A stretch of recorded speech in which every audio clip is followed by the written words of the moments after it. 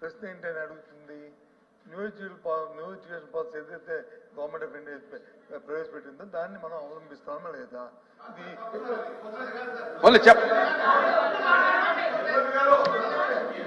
ఇది ఒప్పుకొని తెలుసు బాస్ అంటే విని ఎందుకంటే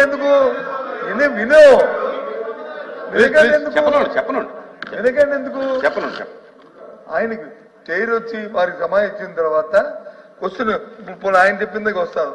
ఆ ప్రశ్నతో సంబంధం లేకుండా ఆయన కొత్తగా ఒక విషయాన్ని లేవనెత్తాడు.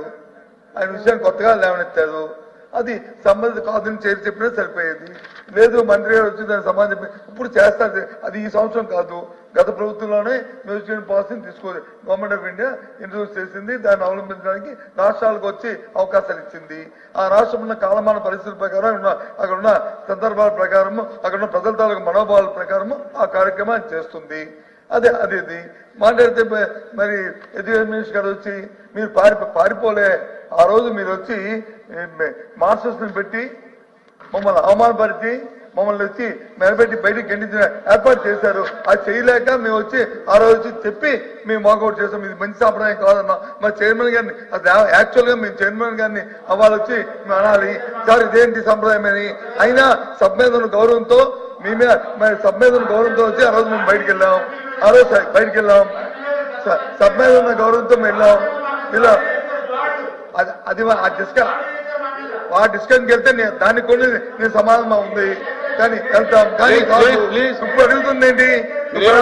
దేవుడు ఎడ్యుకేషన్ మినిస్టర్ చెప్తుంది దేవుడి గురించి, మతాల గురించి చెప్తాను.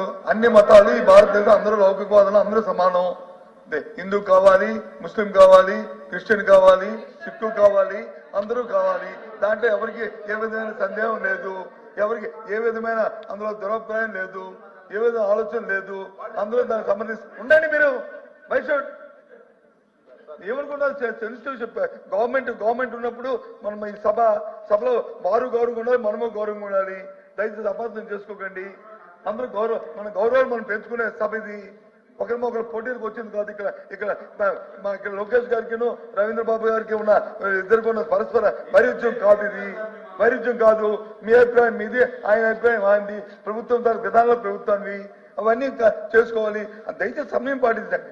ఆయన అడుగుతుంది న్యూ ఎడ్యుకేషన్ పాలసీ సిస్టమ్ని మీరు అమలు జరుపుతున్నారా లేదా?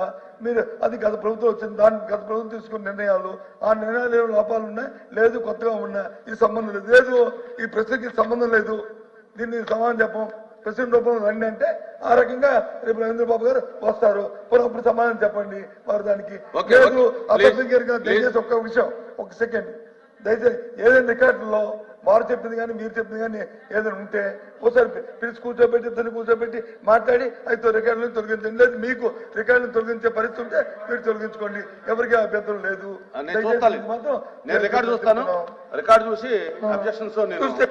థ్యాంక్ యూ అధ్యక్ష. తొలగిస్తారని రికార్డ్ చేసి తొలగించండి అని ఎల్ఓపి గారు చెప్పినందుకు హృదయపూర్వక ధన్యవాదములు. అధ్యక్ష ప్లీజ్ సార్ కూర్చోండి, చెప్పనివ్వండి మంత్రి గారిని, కూర్చోండి. అరే ఈ మంత్రి గారు మాట్లాడుతుంటే ముఖ్యమైన విషయాలన్నీ మెంబర్స్ తెలగండి, ఇది బాగుండదండి, ఇది కరెక్ట్ కాదు. కూర్చోండి. గౌరవ సభ్యులు మీరు అడగండి, తర్వాత మళ్ళీ కావాలి క్లారిఫికేషన్. చాలా వలస చెప్పిన తర్వాత మాట విక్రాంత్ గారు, లక్ష్మణ్ రావు గారు మాడుతూ మోడల్ ప్రైమరీ స్కూల్ మంచి విధానం అని చెప్పినందుకు హృదయపూర్వక ధన్యవాదాలు అధ్యక్ష. అధ్యక్ష నేను చాలా స్పష్టంగా చెప్పదలుచుకుంది, పాదయాత్ర చేసినప్పుడు కూడా ఉపాధ్యాయులు నన్ను కలిశారు. జియో 117 గురించి నాకు చెప్పారు. తల్లిదండ్రులు కూడా ఆనాడు కలిశారు. వాళ్ళు ఎదుర్కొంటున్న సమస్యల పైన క్లియర్గా నాకు చెప్తాను జరిగింది అధ్యక్ష. గౌరవ సభ్యుల ప్రశ్న అడిగారు అధ్యక్ష, జియో 117 ఎందుకు మీరు విత్డ్రా చేస్తున్నారు, కారణం ఏంటి అని గౌరవ సభ్యులు అడిగారు అధ్యక్ష. దానికి ప్రధానమైన కారణం జియో 117 అమలు వల్ల ఫస్ట్ టు 10th గ్రేడ్, నేను ఫస్ట్ టు 10th గ్రేడ్ గురించి మాట్లాడుతున్నా, 10,49,596 మంది విద్యార్థులు ప్రభుత్వ పాఠశాలలకి దూరం అయ్యారు. అది ఫస్ట్ పాయింట్.